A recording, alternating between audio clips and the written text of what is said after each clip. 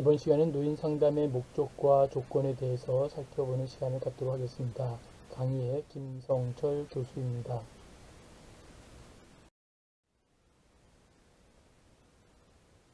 노인 상담의 목적을 보면 노인 상담은 노인의 신체적, 정신적, 정서적, 그리고 사회적 안녕에 관심을 두고 있죠. 이러한 전반적인 목적을 이루기 위해서는 바로 노인 상담은 구체적인 이런 목표를 설정할 수 있어야 된다는 것이죠.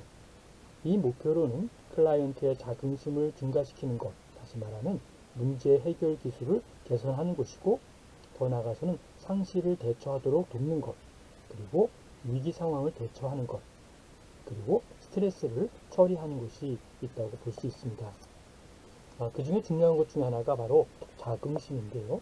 자긍심의 증가를 하려면 어떻게 될 것인지 살펴보면 인간은 노화의 과정에서 자긍심이 감소되고 부적절감이나 또는 무가치감을 나타낸다는 것이죠. 기본적인 신체적 변화는 바로 외상적인 경험이 될 수 있는데요. 외모의 변화나 피부의 주름, 그리고 머리가 벗겨지는 등, 특히 휘어지는 것 등은 다른 사람들이 그를 어떻게 보는가에 영향을 미치게 되는 것이죠. 여성들은 특히 이러한 변화에 대하여 취약하며 그들 자신의 매력이 없는 것으로 생각을 합니다. 나이가 많아짐에 따라 남성들은 특별히 근육의 힘을 상실하고 강인한 체력적 업무를 수행함에 있어서 자신의 지구력이나 능력에 대하여 염려를 하게 되는 것이죠. 정신적인 민첩성, 즉 다시 말하면 인지기능의 변화는 바로 이 자긍심의 변화에 대한 부정적인 영향을 미치게 된다라고 하는 것을 기억하시면 되겠습니다. 특별히 노화와 관련하여서 기억이 나름대로 장애가 생기는 것이죠. 그래서 기억에 장애가 있기 때문에 노인들은 논리적 판단을 잘 못하게 된다는 것이죠. 이러한 정신적 기능의 저하가 있을 때 논리적 사고를 요하는 과업을 수행해 오면서 그들의 능력에 대한 자존심을 가지고 있는 사람들에게는 특히 충격적이다라고 보는 것이죠. 나이 든 사람은 노쇠하고 또는 비생산적이며 그들의 세계로부터 후퇴해 간다는 나름대로의 이러한 부분에 대한 이 신화는 곧 노인 자신들을 무가치하게 보는 원인이 될 수 있다는 것이죠. 그래서 친구들이나 친척들의 지나치게 보호적인 반응은 오히려 부적절감과 무력감을 강화시킨다라고 볼 수 있는 것이죠. 심리적 지지와 자아구축의 전략이라고 했죠. 자아구축 전략은 바로 클라이언트로 하여금 이러한 태도를 극복하도록 하는데 도움이 되고 또 그들로 하여금 후일에 생활의 잠재력을 발휘할 수 있게 한다라는 것도 기억하시면 되겠습니다.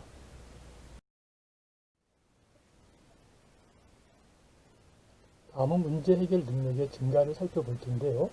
문제에 대처하는 데 심한 어려움을 가지고 있는 노인들은 불안하거나 우울해한다고 볼 수 있는 것이죠. 특별히 노인 상담은 클라이언트로 하여금 여러 가지 문제 해결을 학습하도록 도움을 주고 있습니다. 그리고 노인들은 그들 자신의 자원들과 기술을 신뢰하기 시작함으로써 적절감과 또 자기 가치감이 증가하고 있다는 것이죠. 문제 해결에 훈련은 역할이나 지위의 변화를 포함한 과도기를 지낼 때 특히 유익합니다. 특별히 배우자와 사별하고 중요한 결정에 직면한 여성들은 문제 해결 상담이 유익한 것을 우리가 알 수 있습니다. 일상생활 대처 능력을 개발함에 따라 그들은 더욱 자신을 갖게 되고 불안하지 않게 되는 것을 우리가 볼 수 있습니다. 다음은 상실에 대한 대처를 살펴보도록 하겠습니다. 노화는 종종 불안과 우울을 야기하는 심한 그런 상실을 가져오게 됩니다. 그 사람들은 나이가 들어감에 따라서 그들의 삶에서 매우 중요한 사람의 상실을 경험하게 되는 것이죠. 나이가 많은 여성들은 일반적으로 남편의 사망으로 혼자 살아가는 경우가 많으며 주요한 관계의 종결에 따른 외로움에 직면하게 됩니다. 이러한 상실에 대한 정서적 충격은 바로 상담에 의하여 완화될 수 있지만 바로 지지적인 발달이 사랑하는 사람의 죽음에 대한 외로움과 슬픔을 대처하지는 대처하는 데 도움이 된다는 것이죠. 모든 사람은 그들의 감정을 공유할 사람을 필요로 한다는 것이죠. 많은 경우 전문적인 상담자가 이 역할을 담당하고 또 중요한 상실에 대한 고통을 경감시키기도 합니다.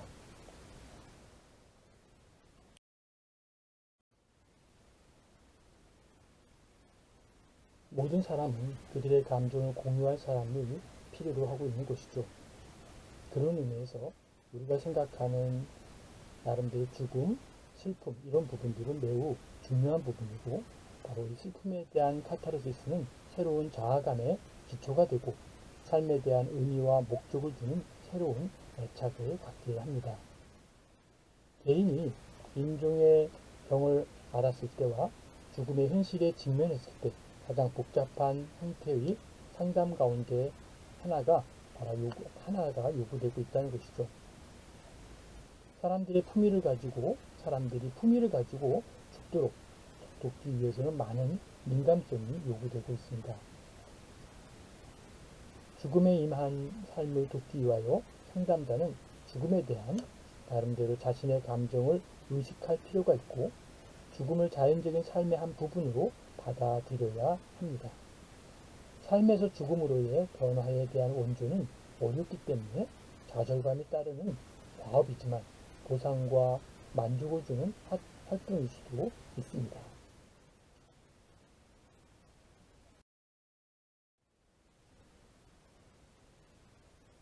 다음은 위기 상황의 해결을 함께 살펴보도록 하겠습니다. 노인들은 중요한 의미의 위기를 나타내는 색다른 형태의 상황에 직면하게 됩니다. 노인들은 이미 확립된 생활 유형이 중단되는 데 대하여 민감하기 때문에 역할의 변화나 중요한 사회적 역할의 상실은 정서적 균형에 심한 혼란을 가져올 수 있습니다. 상담은 이들 사건과 관련된 예상에 대처하도록 도움을 주고 있는데요. 신속한 개입을 통하여 정신보건 전문가는 노인으로 하여금 외적, 내적 자원을 동원하도록 하고 위기를 해결할 과정을 결정하고 착수하도록 합니다.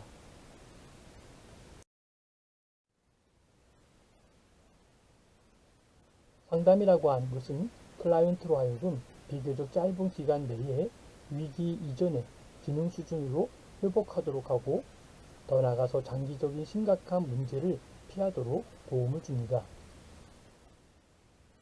위기 개입은 당면 문제의 해결에 초점을 두고 장래의 문제에 대처할 적절한 대처 기제를 개발하기도 합니다.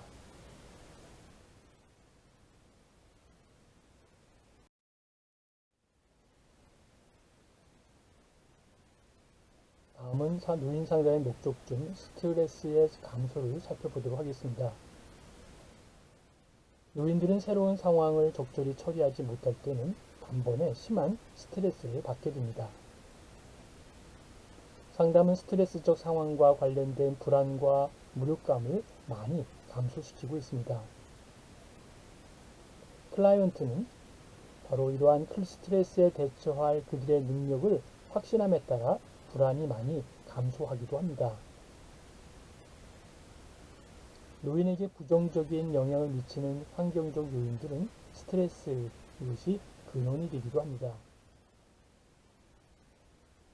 또는 안전하지 못한 범죄 지역에 살고 있는 노인들은 종종 편집증적인 생각을 나타내기도 하는 것을 볼 수 있습니다.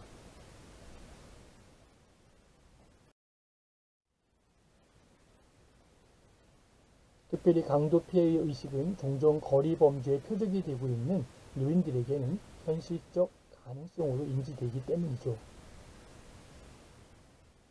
노인을 보호하기 위한 대책은 안전하지 않은 환경에서 생활하고 있는 노인들의 스트레스 수준을 감소시키는 데 필요합니다. 재정적 자원의 결핍은 많은 노인들, 특히 생활보호 대상 노인들에게는 심한 스트레스의 근원이 되는 것을 볼 수 있습니다. 높은 의료비는 만성적인 병을 앓고 있는 노인들에게는 더욱더 문제가 됩니다.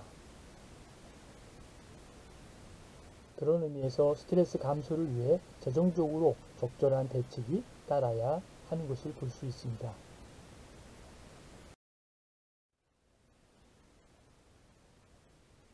다음은 상담의 핵심 조건 중에 감정이입을 살펴보도록 하겠습니다.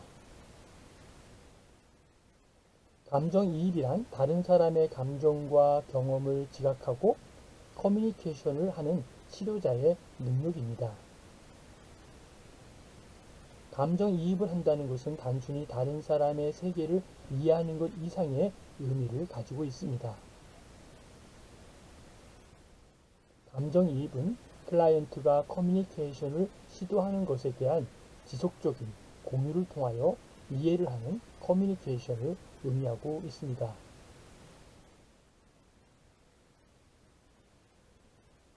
적극적인 상호작용은 상담자의 지각의 착오가 신속히 인식될 수 있고 수정될 수 있다는 것을 보증하고 있습니다.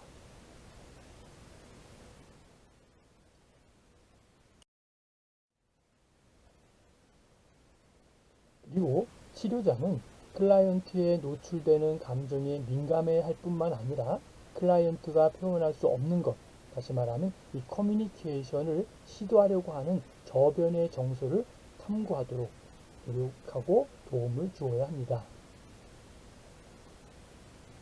높은 수준의 감정이입으로 치료자는 클라이언트의 표면적인 감정의 이해를 의사소통 어조, 다시 말하면 실제적인 말, 더 나아가서는 얼굴 표현에 의한 클라이언트의 감정에 관한 이해를 바탕으로 커뮤니케이션을 유지해야 합니다.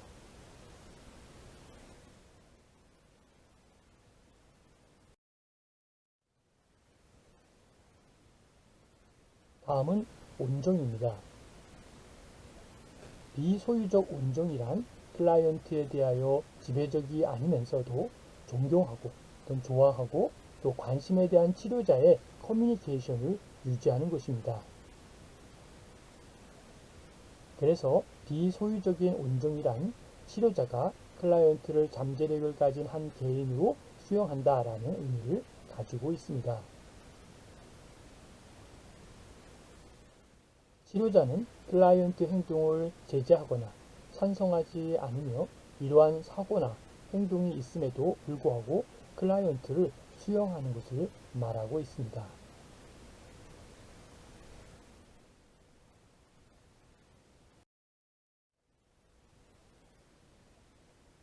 다음은 상담의 핵심 조건 중 진실성입니다. 진실성은 치료자의 입장에서 방어적이거나 거짓되지 않은 것으로 이해되고 있지만 완전히 정직하다는 것과 동의어는 아닙니다. 낮은 수준의 진실성으로 치료자는 분명히 방어적이고 거기에는 그가 말하는 것과 느끼는 것 간에는 상당한 불일치가 있음을 볼 수 있습니다. 치료자는 클라이언트의 분노에 의해 전혀 방해를 받지 않고 있습니다. 이렇게 방해를 받지 않는다라고 말할 수 있지만 그의 긴장된 어조는 그가 말하는 것과는 대조적이라는 것이죠. 그래서 노인을 원조할 경우에 노화에 대한 자신의 태도를 점검하는 것이 매우 중요하고 노인과의 과거의 경험, 예를 들어서 부모나 조부모 등 이러한 과거의 경험이 노인 클라이언트에 대한 상담자의 느낌에 영향을 미치고 있는 것을 알 수 있습니다.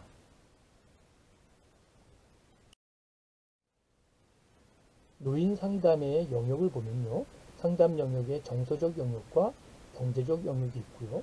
정서적 영역에는 주로 고독, 배우자의 상실, 자녀와의 애정적 교류 단절, 또 노인이 어떤 가족 내에서의 지위 하락, 또는 성격 특성의 변화 문제, 또 이러한 이성 교제, 또는 노년기의 어떤 문제들, 정서 서비스, 경제적 영역에는 은퇴 전후의 문제, 소득 감소, 사회보장 제도에 대한 부분, 유산 배분의 문제, 경제 활동에 대한 지원의 문제들로 다양하게 있습니다. 더 나아가서는 건강의 영역에서는 질병과 부양에 대한 부분이 있을 수 있고요. 사회 참여의 영역은 소외와 무의가 있을 수 있습니다. 어떻습니까? 오늘 이 시간 노인의 상담에 대한 부분을 함께 공부했는데요. 이 공부에 대해서 여러분들이 궁금하거나 또 더 질문이 있으신 분들은 카톡으로 남겨주시면 답변 드리도록 하겠습니다. 끝까지 경청해 주셔서 다시 한번 감사드립니다.